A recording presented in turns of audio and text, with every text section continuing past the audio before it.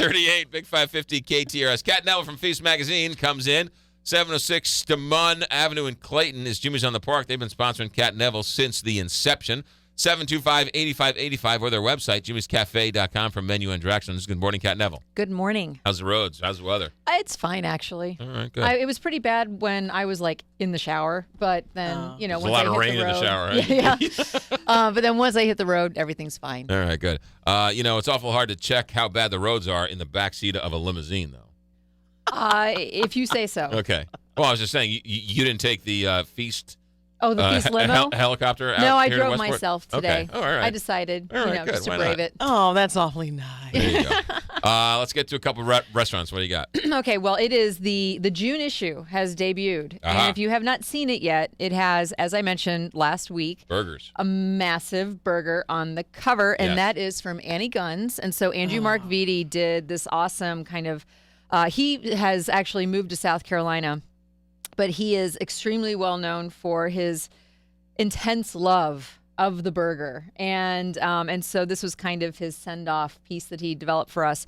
And so he has broken burgers down into various categories like the fancy burger and the smashed burger, home-style burger, and all this kind of stuff. Right. And so my personal favorite style of burger is the smashed burger because I love that kind of crispy, caramelized edge that the smashed burger gets. And if you're not familiar with that style, essentially you take your ball of meat and you put it on the flat top griddle like at a diner, and then you smashed flat and then seared. Interesting, because a lot of people criticize cooks for smashing the burger. Well, that's because they don't want a smash style burger. They're just futzing around with their burger on the grill. They're and handling like, it too if much? I smash it a little bit, then I'm doing something to it, so it's going to turn out better. Aha. Right. So if you want to have a thick patty, the best thing is to manipulate the ground beef as little as possible when you're forming the patty, because then, the more that you kind of pat it down, the more dense you make it. And so the more kind of airy, fluffy, for lack of a better term, you make your patty when you're cooking it, the more likely all of the juices are going to stay inside of that. It's going to be nice and the texture's going to be good. Oh, yeah. So you keep all the juices in. Yeah, good stuff.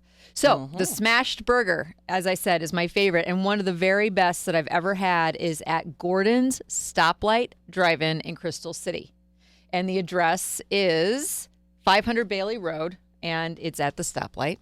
But it's been there since 1948. Wow. And they have not changed pretty much anything on the menu. They've added a chicken sandwich and some bacon. But Gordon, the family that owns it now, bought it from Gordon about, I think maybe 20-ish some odd years ago.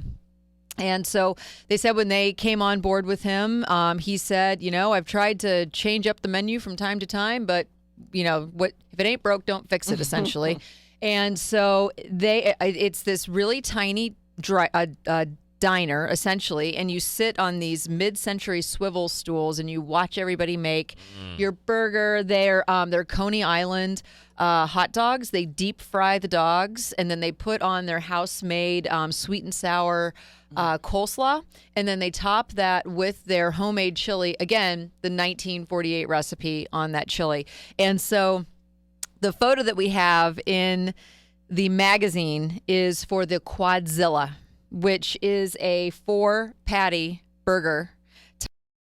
But they recommend mayo and obviously good old American cheese and lettuce and all that kind of good stuff. And did you have the Quadzilla? I did not have the quad. I had the double. And it's awesome. So, I mean, it has that, it's just, it has that caramelization that you get on the surface of meat when it's really beautifully seared and with a little bit of like salty seasoning. And, the thing is that it's not easy to cook burgers this way because you have to have a bunch on the griddle at once. And so the guys that are there, they've been there for years, and it's just awesome. And I love the fact that Gordon's has been, serving this community for just generations, essentially. And they said that, they see, parents bring their kids in who then bring their kids in. And there's actually this one gentleman who came to Gordon's on the second day it was in business, and he still makes the trek there at least once or twice a week. From 1948? Yeah. Oh, my goodness. I have a feeling he was a kid at the time. Yeah. Yeah. That's a good journalistic, good journalistic roots there. So that, boy, that's great. It is very cool, and we actually take you down there in Feast TV, which airs this weekend. So That's fantastic. it's neat. One question about the burgers. Yeah. So, you smush them or you don't touch them on the grill? Smash. Sorry. Smoosh. You smoosh them. How do you know when they're done if you don't poke them in? They're so thin. Oh, okay. I mean, really, when they're smashed, they truly become very, very thin burgers. So if you look at the photo, I'll leave the magazine with you, but you can see. So have you eaten at Carl's before? Yeah. That's a smash burger. Okay. So Gotcha. they're really, really thin. Gotcha. It cooks relatively quickly. All right. All right, good. All right, Gordon's Stoplight Drive-In Yes. in Love it. Crystal City. Yes. Worth the drive. Definitely worth the drive. What's number 2? Number 2 is not a restaurant. It is a new, relatively new, within a year, distiller here in Missouri. And as you know, that's kind of a big thing. There's a lot of new distilleries popping up, which is really exciting for just kind of the local drink scene. And this one's called Wood Hat Spirits, and it is in New Florence. If you want to visit, which I recommend that you do because the owners are incredibly sweet, it's 489 Boonslick Road. And so if you are taking 70 west, it is at the exit where you would then go south on 19 to get to Herman, if that's kind of a good, it's like, I think it's exit 175. Okay. And so what they do is they are the only wood-fired distillery in the entire country. Wow. Yeah. And so the owner, what he's done is he used to be in the mulch business. And so he would take wood remnants and turn them into mulch. So he knew where this ready supply of wood was and decided when he decided that he was going to start this distillery that he was going to make it wood fired. So he built his own boiler essentially, but he doesn't use steam. He uses paraffin oil. It's very unique, and it's unlike anything else that you'll see. And it's a way to very gently raise and lower the temperatures of the stills. And he's built this himself, and he's created his own system so that he has very, very direct and perfect control over the temperature of the stills. And so they make a number of different things. They have blue corn whiskey. Both white whiskey, which essentially is moonshine, and then aged whiskey, aged blue corn whiskey. And so they take that white whiskey and they age it in chinkapin oak, which imbues the whiskey with a very different flavor than what you would get from more traditional American white oak.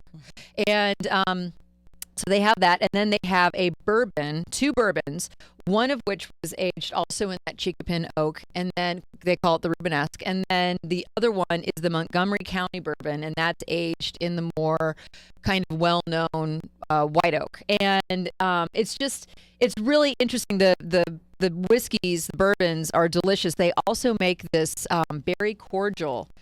Where they take that white whiskey and they macerate fresh berries that are locally grown, and they add a bunch of sugar, and it just is this wonderful thing that you can mix with champagne or sparkling water or something like that. It's really, really tasty. So whiskey is distilled. Yes.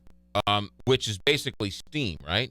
Well, steam is used. Yeah. So what you do when you're distilling, and I don't claim to have very deep knowledge of the distillation process. I know how to drink it. I don't know how to make it. But essentially, yes, what you're doing is you're heating it up so that it evaporates. And then what you capture, so it separates water from the distillate.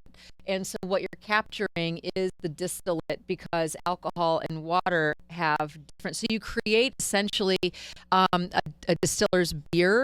Right. And you can also you can distill various things, but that's kind of essentially what you start with, and then you heat it up, and that's why stills have those. Generally, like a column still is so tall because the distillate goes, the steam goes up, and then it all separates out. Right. And again, his background is mulch.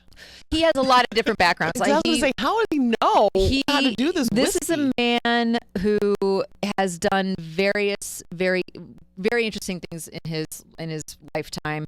He told me that he was a member of the Peace Corps.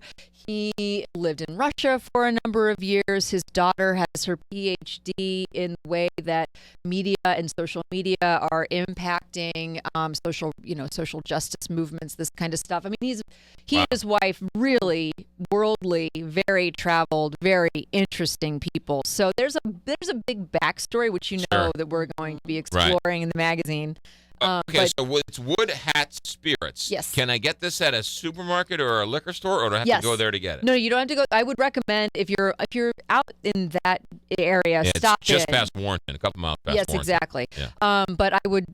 They carry it at Randall's. They carry it at Friar Tuck's, Okay. Luke's Liquors, and Wine and Cheese Place. They're self-distributing. Okay. So this is where they are right now, but they're working on getting in some new spots. Gotcha. And I have to tell you, there's a reason why it's called Wood Hat.